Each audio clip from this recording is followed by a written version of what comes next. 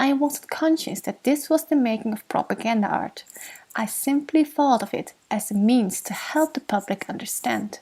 In essence, selling a war entitles a good communication design that will strengthen your narrative and weaken your enemy's narrative. The Vietnam War is a perfect illustration of how the nature of propaganda is the immersion in the conflict, being in the middle of a dispute for power.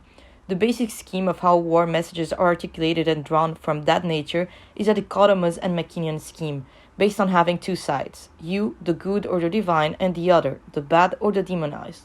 As seen so far, selling a war is achieved by the use of psychological warfare, political and economic propaganda that aims to weaken the enemy, creating disintegration, confusion, and breaking their spirit, as well as strengthening yours. There are three ways to legitimize power: by force, by influence, and by autoritas.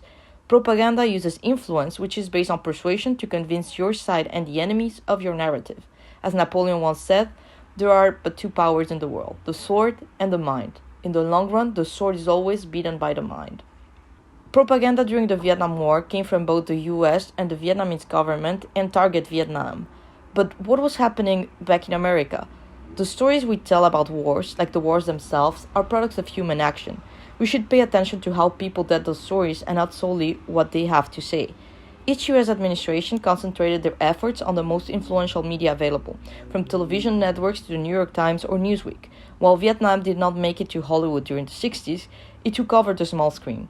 With the increase of ownership and the development of portable video technology, television became the electronic window to the world. The war was there, in your living room.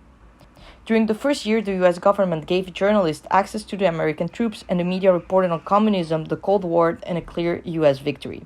National media coverage was selective and disregarded US propaganda in Vietnam.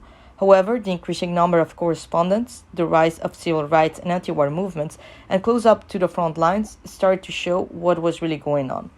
The perspective on war started to shift and society became more critical, thus quickly becoming a problem for the US administration.